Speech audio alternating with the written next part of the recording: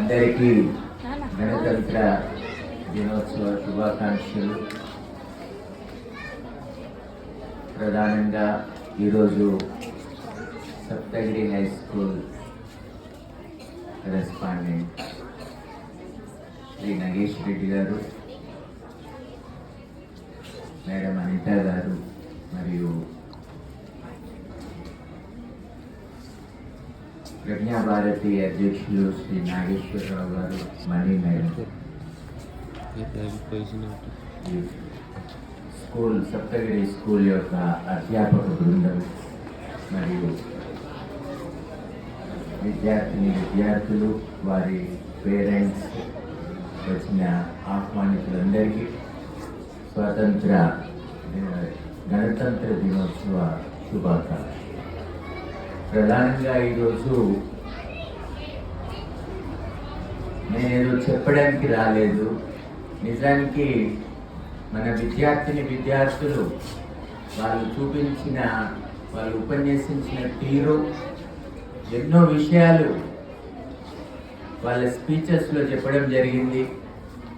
వాళ్ళు నృత్యాలు చేసి ఎంతో గొప్పగా కొన్ని అనుభవాలను కలిగించినట్టయింది. ఒక ట్రావెల్ బ్యాగ్ లాగా మేము స్కూల్లో ఉన్నప్పుడు మా చిన్నతనంలో మేము చేసుకున్న ఇవన్నీ కూడా గుర్తుకు రావడం జరిగింది. నిజంగా 15 ఆగస్టు కానీ 26 జనవరి కానీ ఎంతో గొప్పగా వేడుకగా ఎంతో దేశభక్తితోటి ప్రతి స్కూల్లో జరుపుకునే ఉత్సవాలు. అటువంటి అనుభవం మళ్ళొక్కసారి ఈ స్కూల్కు మార్నింగ్ ఈ ప్రొద్దున రావడంతో మళ్ళీ అనుభవంలోకి వచ్చింది. దాని రుచి దొరికింది. నిజంగా ఒక అనుభవంతో పాటు ఒక కాన్ఫిడెన్స్ కూడా వచ్చింది. ఏంటంటే మనము కాబోయే భారత పౌరులు, ఈ చిన్నారులందరూ కూడా, ఈ విద్యార్థులు కూడా వాళ్ళ ఉన్న కాన్ఫిడెన్స్ చూస్తే, వాళ్ళ లోపల ఉన్న గొప్పతనం ఇప్పుడే నాకు కనబడింది. మన దేశము మన సంస్కృతి సురక్షితంగా ఉండబోతుందన్న ఒక విశ్వాసం కలిగించేలా వాళ్ళ యొక్క అభినయం కానీ, వాళ్ళ యొక్క సాంస్కృతిక కార్యక్రమాలు కానీ, వాళ్ళు పాటించే డిసిప్లిన్ కానీ నాకు ఒక విశ్వాసాన్ని కలిగించింది. నిజంగా ఇది ఒక అనుభవపూర్వకంగా చెప్తున్న విషయం. ఏదో అది ఇది మామూలుగా మాట్లాడాలని కాదు, ఫీల్ అయ్యి చెప్తున్నాను.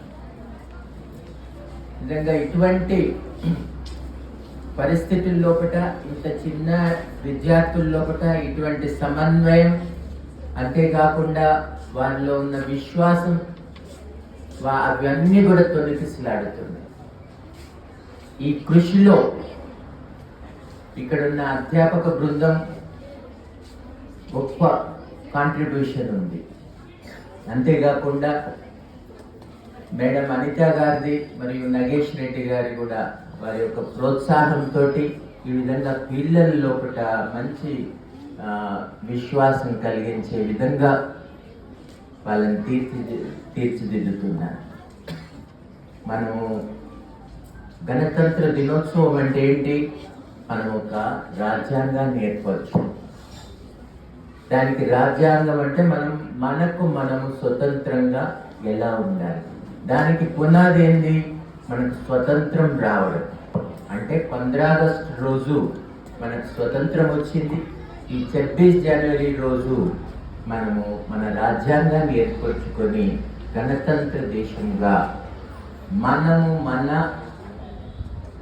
విధానాలతోటి జీవించే హక్కుగా ఒక పద్ధతిని ఏర్పరచుకొని ఒక శుభదినం. దీనికి డాక్టర్ అంబేద్కర్ గారు ఎంతో కృషి చేస్తున్నారు.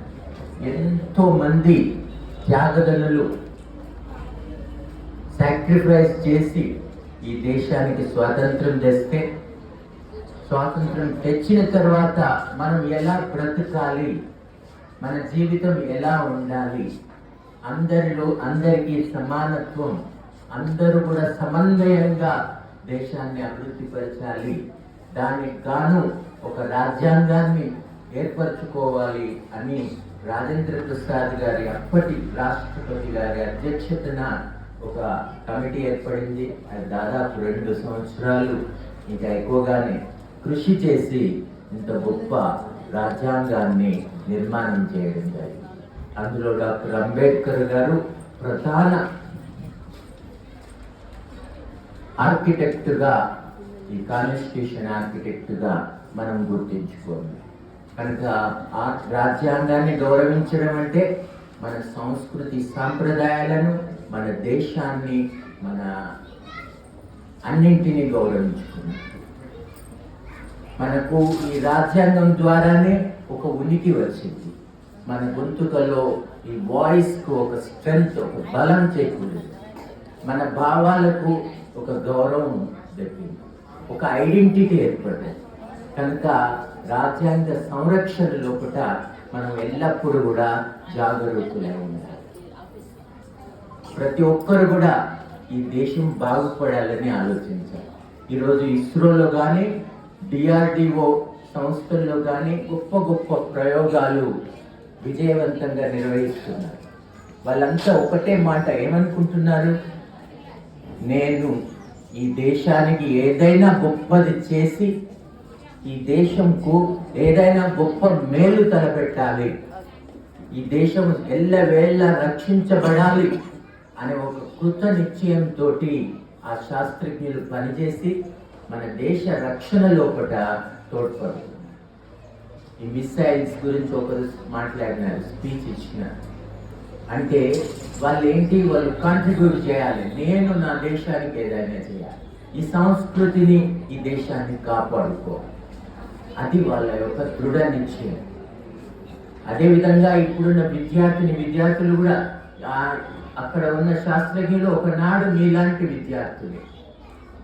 వాళ్ళు మీ లాగానే ఈ విధంగా స్పీచెస్ ఇచ్చి స్ఫూర్తిని పొంది ఈరోజు గొప్పగా తయారై దేశాన్ని ఈ విధంగా గొప్ప మార్గంలోకి తీసుకెళ్ళడానికి ప్రయత్నం చేస్తున్నారు.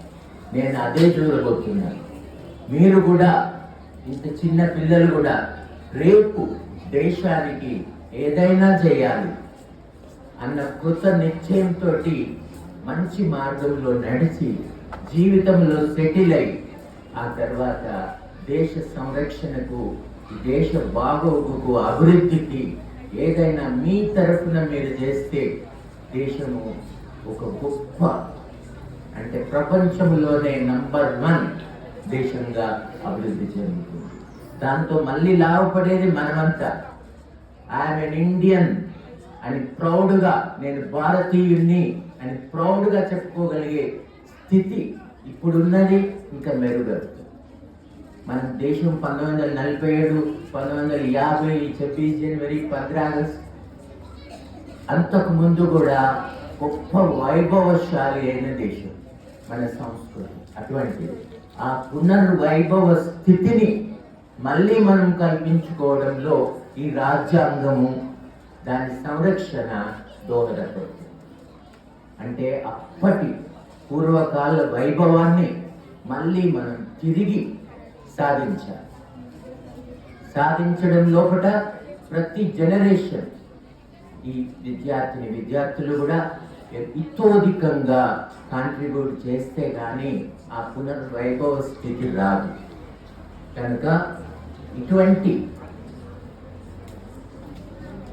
రోజుల్లోపట మనం కమిట్మెంట్ అన్నది, అంటే నేను ఈ దేశానికి ఏం చేయబోతున్నాను, ఏం చేయాలి, అది చేస్తా అని ఒక దృఢ నిశ్చయంతో మనం ముందుకు సాగాలి. ఇదే మన నిశ్చయమై ఉండాలి. ఇటువంటి రోజుల్లోపట, పవిత్ర రోజుల్లోపట మనం అనుకునేది ఈ స్పిరిట్ మాత్రమే. ఈ విద్యార్థుల్లోపట ఇటువంటి స్ఫూర్తి నాకు కనబడింది. అందుకనే దేశం భవిష్యత్తు చక్కగా ఉంటుందనే ఒక విశ్వాసం కూడా కలిగింది. Thank you very much.